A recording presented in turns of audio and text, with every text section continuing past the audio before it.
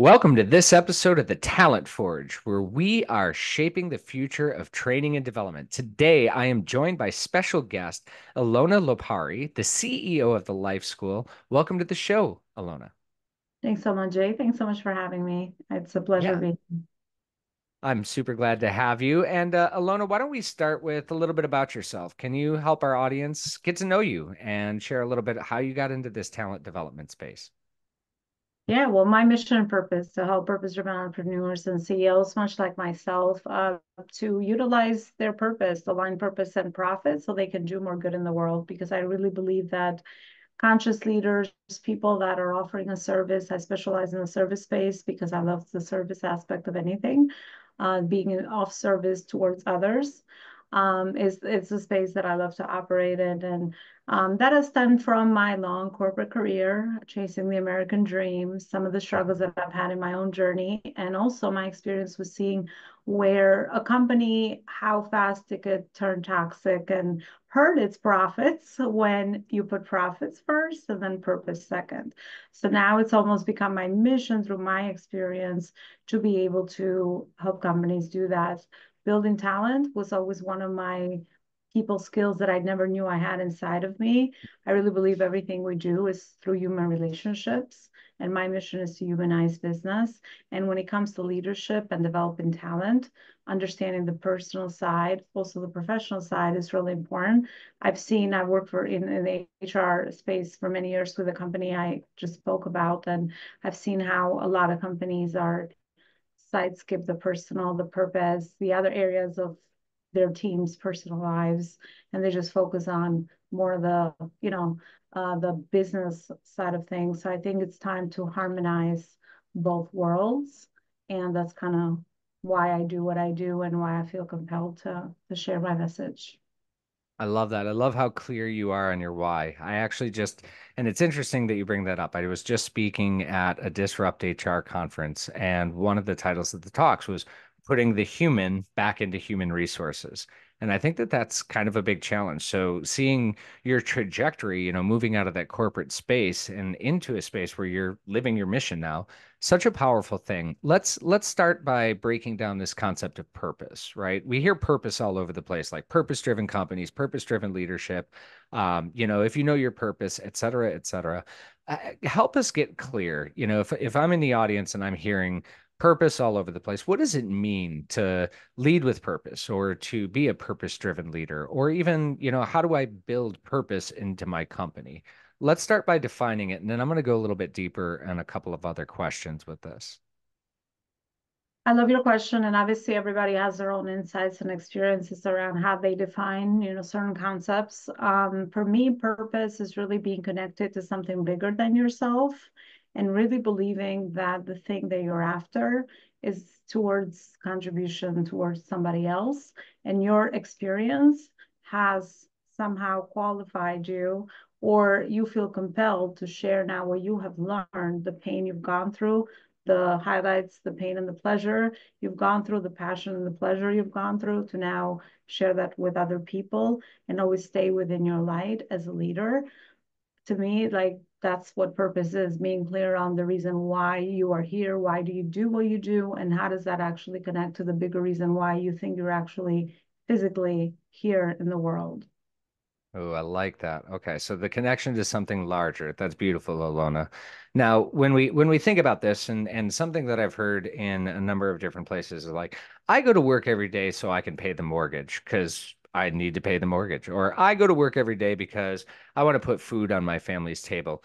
Uh, Is that and obviously those are great reasons, and we obviously have to pay the mortgage or we have to put food on a table. So I'm not disparaging that in any way. Is that something that would qualify as purpose in Alona's world, or is it something a little bit deeper than that? I believe that we have to harmonize both, right? So yes, we do live in a physical world. We all have, day-to-day, challenges. We have bills. We got within our companies, we got expenses. We don't always have the things that we want at a certain moment in time. So I feel like that's just the human experience. We're always going to be looking for something else, and we're always going to be lacking or chasing something else. I've seen that with money. I've seen it in my personal life. I've seen it with my clients. I've seen it, for health. I've seen it for other areas as well. So I just look at everything more of like an holistic. To me, that seems like all one thing, because when it comes to the core piece, that's important. Um, I was that person, to be very, very clear. So you just connected me to where I was. I stayed too long in a place where it did not serve me, that did not honor my gifts, that I stayed for the wrong reason. Because yes, there's like kid stuff, my 401k, my health insurance, Hmm. safety, comfort zone. That's what I was trained to do, because my parents was, obviously were first generation immigrants, and they're like, okay, well, we struggle, so you don't have to. So you have a good job, you have a good career. And when I mentioned to all the people that loved me, that I was going to venture as an entrepreneur, you could guess what I heard. I heard a lot of, "Oh, keep your job and just figure this out on the side. Like, see if you like it. At Yeah. least I had positive advice. I know many people get the opposite, where it's Yeah. like, what the heck are you talking about? Like, keep what you're doing. That's crazy, right? So I think we all will have that every time we get connected to something, again, bigger, because I really believe that we're spiritual beings anyway, and we all hear certain things or get attracted to certain things, even though sometimes we don't always know like what that is. For me, it was that inner voice. So I ignored it for, I think, 3 years, and I just Mm. prolonged and procrastinated, and it just came like stronger. I was so bothered. I'm like, I was literally in conflict. I had to change. I had to do something, because wherever I was, I had already outgrown it, but I was just resisting because it was just comfortable. I rather know Yep. the devil that The devil that that we know is exactly, yeah, and the right. new, like this new journey, it could be scary. I could fail. I had a lot of my ego attached to my position and Yeah. my status. So Well, I change hear the change person. is I mean, change is always hard in that situation, right? Like in the history of no one did they ever get the phone call, I need you to come down to my office, and immediately think that they were getting a raise, right? We always think about the worst possible scenario. Oh, I'm getting fired, or oh, this is going to happen, because we do have that really strong drive to defend. So, I mean, kudos to you, Alona, for having the courage to take that step out. I remember when I told my dad I was going to be an entrepreneur, he's like, awesome, for what company? And I was like, my own. So I understand. I understand where that's coming from. I want to dive into, I really appreciate this concept of purpose. And I think probably if I'm to be very vulnerable, I probably found my purpose much later than I would have liked. And my purpose now is very clear. It's so clear to me. It's every day I get up and what do I want to do? I want to make the talent development industry better. I want to be able to provide better trainings. I want to support more people. I want to help trainers, coaches. That's why I'm publishing a book on the topic. That's why I'm doing this podcast. That's why I'm doing an elite training academy. I know what my purpose is because I think that utilizing some behavioral science can really elevate some of the things that we're doing. So I found my purpose. There's a lot of people out there that haven't. How do you help them sort of discover? What's your process for getting somebody, take that young Jay Johnson who's, I don't know what I want to be when I grow up. How do you help me find my purpose? Hmm. I think something that could be something that people could do, on their own, because obviously I even have a free resource that I can offer to the audience around this one, where I put together 50 of the most purposeful questions that I ask Hmm. myself to go deep. Because you got to go deep, to figure Yeah. out some of this information. And most people are surface level. And a lot of times we can't see our own blind spots. So we do stay at that surface level. So obviously there's people that support with it, whether it's me or the other people, to ask those um, tough love questions. Because if you love somebody, you got to ask those questions so that you can. It's almost like unblock them from their BS, right? Because we Hmm. have a lot of BS that we put, we connect with, unfortunately, because of our personal experiences and all that. So I think the easiest thing to do, that I now know it's like something that everybody could start with, is pay attention to things that light you up, things that you get attracted to, whether it's content that you get attracted to, a show, people, hobbies, activities, personal and professional experiences, topics, themes, things like that.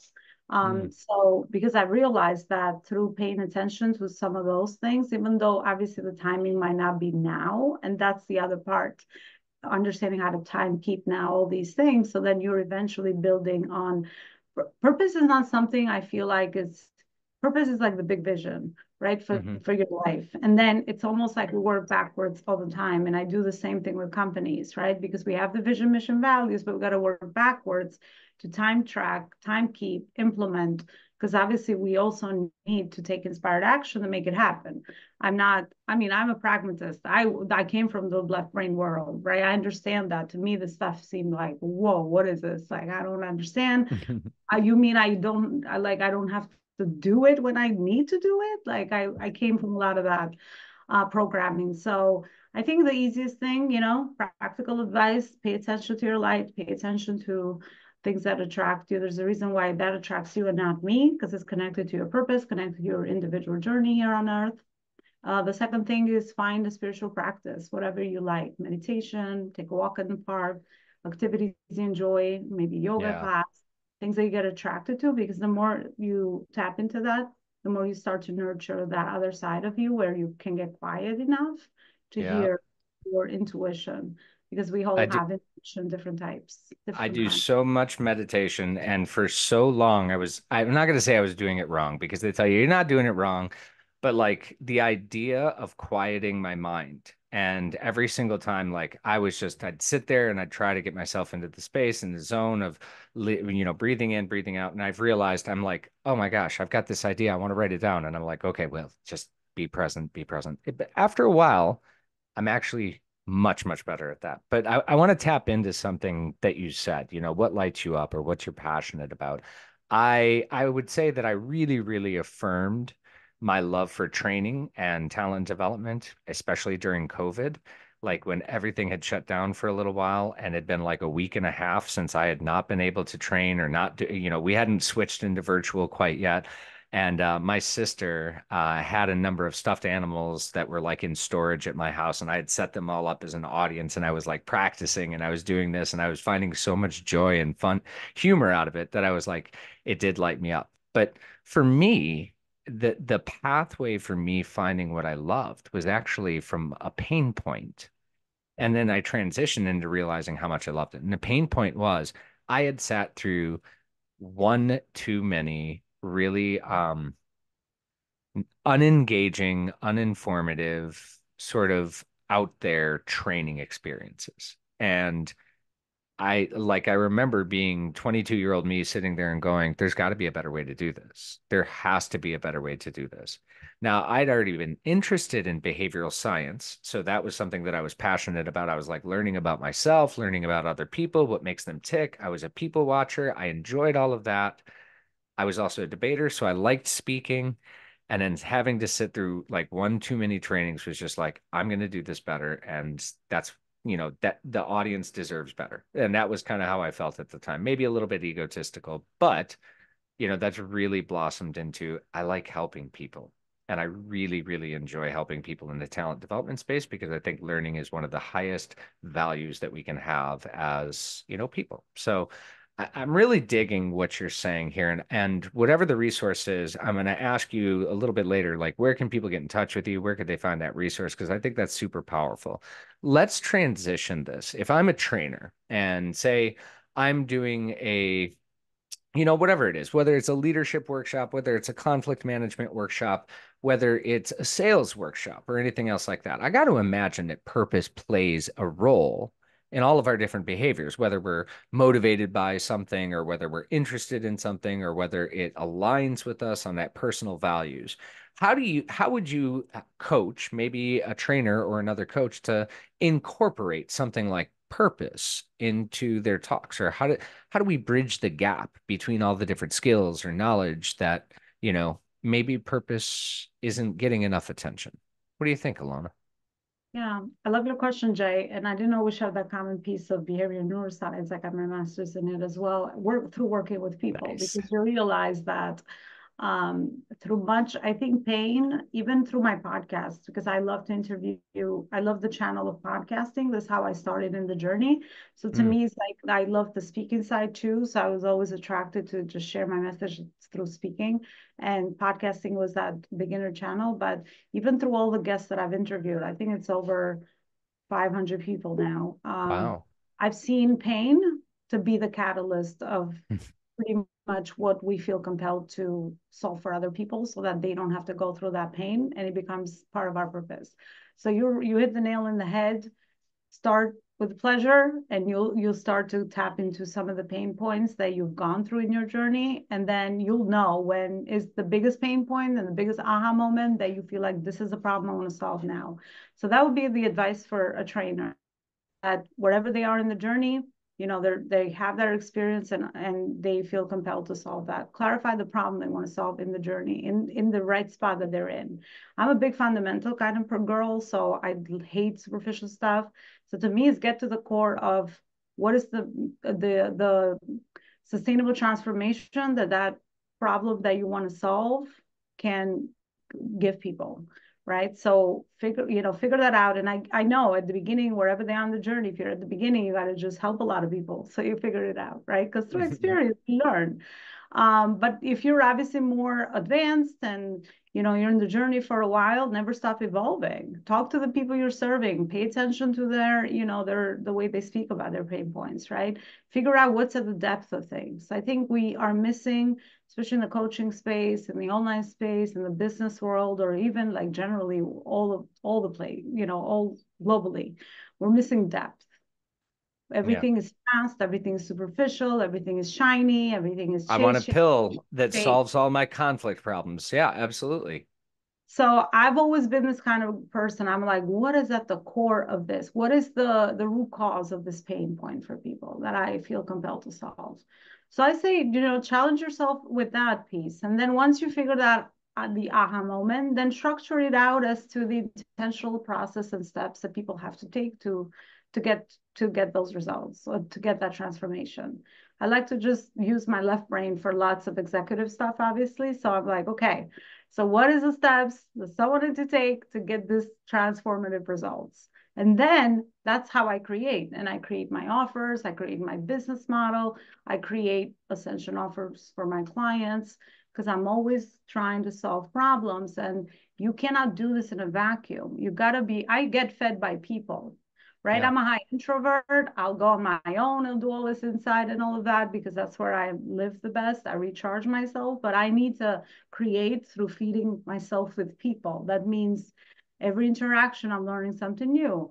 Every conversation is just giving me a new light bulb moment, right? So that's why I love to talk to humans, whether it's virtual or live, and the spaces where there's people around me all the time, because I find that is the food I need to create, to support, to share. So that's kind of how I do it, and I never stop. I just always try to improve. Continuous improvement is the name of the game, I, personal and professional. So, I I really yeah. love what you're saying too, because I think something that you're tapping into is not even just that purpose, but you're very clear on what is motivating to you. And it's interesting, right? Like so when we think about introversion or extroversion, a lot of times we kind of the shallow side of it is, oh, well, I don't want to be around people, or I do want to be around people, and it's actually much deeper than that. And when we think about like how clear you are in saying, hey, I'm fueled by people, I'm fueled by interaction, that doesn't mean that you don't need to take a step back every now and then and reset the calendar, reset the energy and sort of like have some of that sort of quiet time or private time or you time. Hey, can I share something? Yeah. Introverts crave depth. That's Yeah. why, I think the more depth there is, the better it is for introverts. So I think that's a myth that I busted a long time ago. And we even talk about the ambient now, right? The extrovert and the complementation of both. I think you have to honor yourself. Where is your energy dropping? I pay attention Hmm. to energy levels.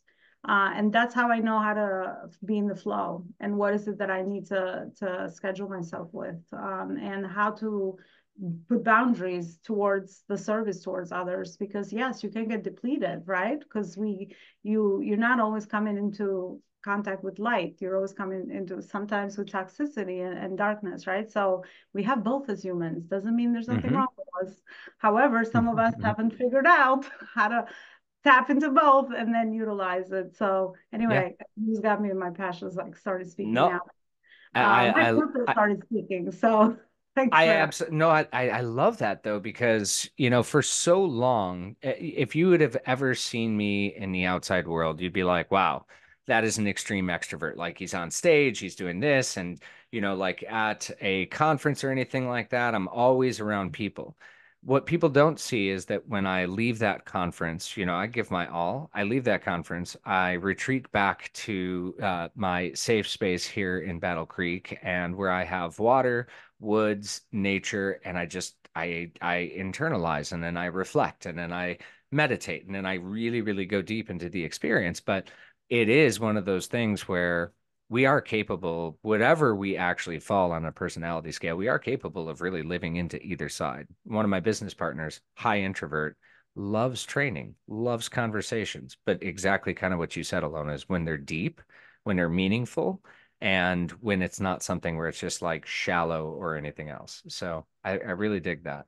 So Alona, I'm thinking about this purpose, and when we're looking at something, say again, conflict in the workplace, that's a big one, and we see so often people who are not aligned, who are at each other's throats, that it's causing burnout, that it's causing impact. And I speak a lot on conflict, but I'd like to hear how do you incorporate, say, purpose, right? Like if you've got a purpose-driven company, how does that impact things like interpersonal relations, communication, conflict? How does that show up in the organizational level?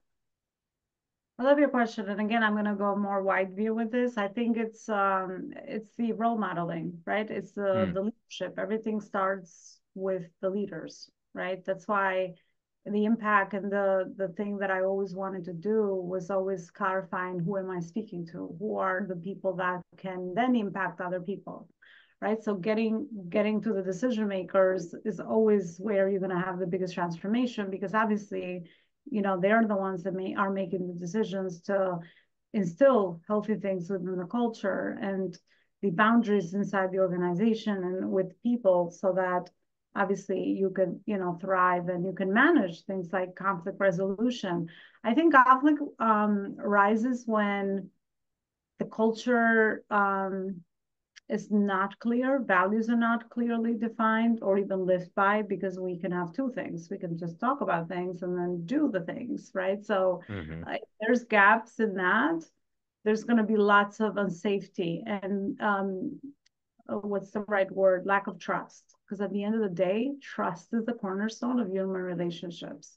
So if there's one thing is being said and another is being done, that's where I would take a look at some of the gaps that exist within the dynamics of sort of the leaders, the departments, all the different components that are happening inside the company.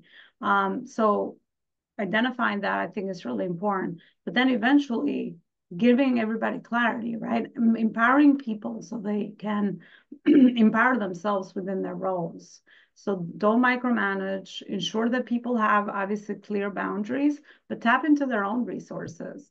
So for example, if somebody's doing your sales, um, do they have all the right necessarily tools to be able to do that? And are we opening up the conversation for them to have a say in the experience? Right. Because they're the ones that are in high touch and get fed by the customers every day. We're not, right? We're layers, maybe depending obviously how big the company is Sure. within the structure. So I think it's back to human compassion and respect. Honestly, it's so simple. It's not, Yeah. sometimes it's like, oh my God, it's like, how do I, We like, make it, yeah, we make it more oh, complicated freaking than it needs simple. to be. It's really funny. I love Our that you art brought that as up humans to because complicate everything. yeah, well, and it's hilarious because there's different points in times that I've done consulting, and I'm like, oh, well, you just need to do this. It's going to cost you about 7 minutes in every one of your meetings. And they're like, it's not going to be that easy. I mean, we've had this Yeah. problem for 10 years, and it's just like, no, it's literally this easy. Add this at the beginning of your meeting. It's 7 minutes, and I promise you, this is going to go away within 2 months. And usually I get that phone call and like, why was it so easy? Like we should have been able to do that. And I'm like, I'm not going to say thank you for, bringing me in to solve your big problem with this very simple thing, but I've also learned if it's simple, we'll do it. If it's not simple, we don't. So one of the Jake, things that, something's coming up for the conflict resolution for me is that I have to yeah, share. I don't want to interrupt you. I think at the core of that is people not feeling seen or heard, mm, and goes back to trust. So yeah. kill those three, and you will thrive with everything else. Go ahead. Yeah, so the trust as well as being seen and heard. And I think like when we're clear on our purpose and help me take this to that kind of purpose level. When we're clear on what our purpose is, do you think that it becomes easier for people to see us because they know what we stand for? They know what we're about. They know what we want. They know what we're motivated by, and maybe they know what we're not so motivated by. How does purpose help us to get seen or to, be valued for the contributions that we bring into a space? Purpose gives clarity, right? And the more clear you are, the more you can work backwards. Again, back to the vision that, whatever is it that you have. When you have that clarity, you don't make decisions for today for tomorrow. You don't make short-sighted decisions and fear-based decisions. Those are usually the most toxic and the most, decisions that cost companies lots of money, resources, energy, all the things that they don't Yeah, want to put in. So when you have that and everybody's on the same page with that, then it's like everything works in beautiful harmony. Until obviously there's a new phase of growth and you got to almost sometimes restructure, reassess, and do all of that. It's like always an ongoing process.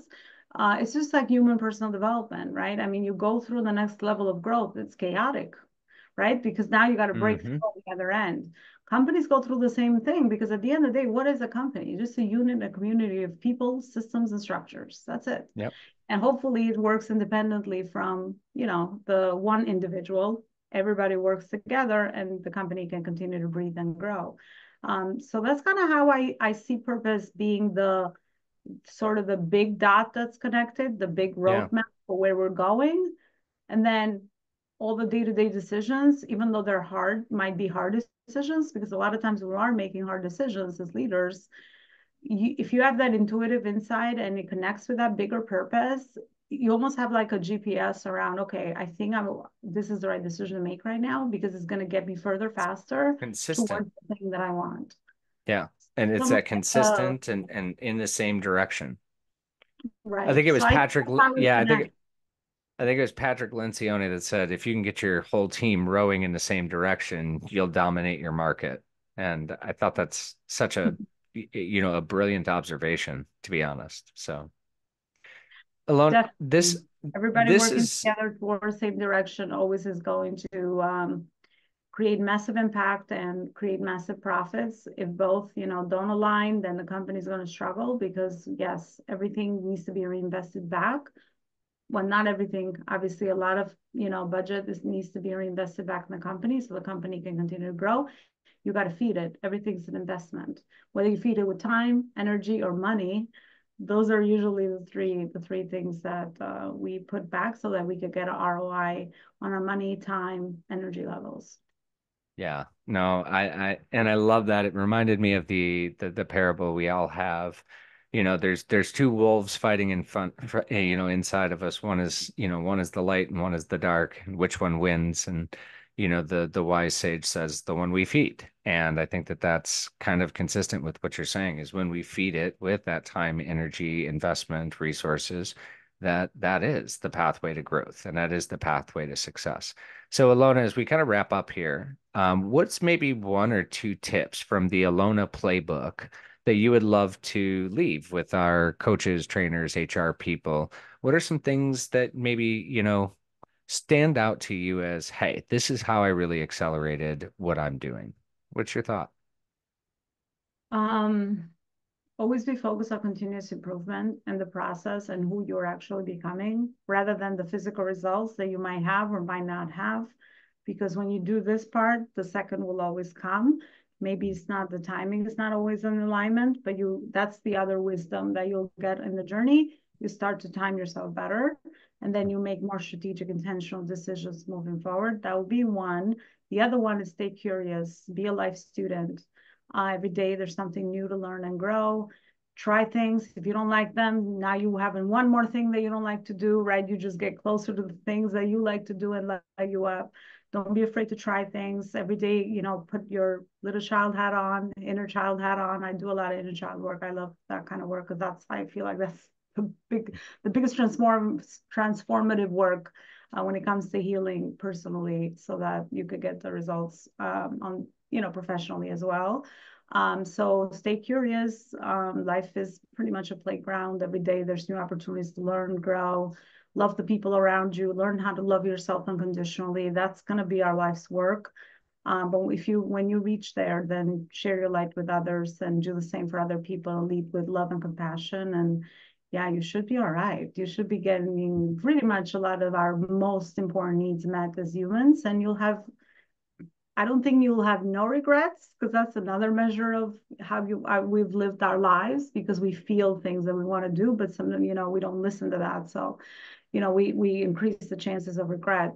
I think, eventually with that, you'll find peace and you'll just be happy no matter what. And when you reach that level, it's just a different kind of game, I say.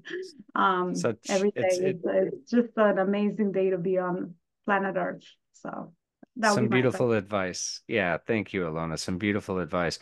Elona, if the audience wanted to get in touch with you, where might they reach you? They could go to my website, elonaloparicoaching.com. It's sort of my hub. I have 50 of the most intentional questions that I've created the biggest transformations for me personally in my work. They'll find that free PDF book on my website. And I'll probably love to invite them to my podcast because we have a similar type of style and energy. So I think your audience would appreciate that as well. It's called the Life School Masterclass Show, and it's also on my website. Love it. Elona, thank you so much for joining me today. We'll make sure those links are in the show notes. And of course, check out Elona's podcast. When we're talking about purpose and purpose-driven leadership, I think that there's going to be some incredible takeaways from her conversations as well. So, Elona, thank you for joining me today. Thank you, Jay, for the amazing work that you're doing out there as well and the service that you're providing towards others. Thanks for having me. Really appreciate that. And thank you, audience, for tuning into this episode of The Talent Forge, where we are shaping the future of training and development.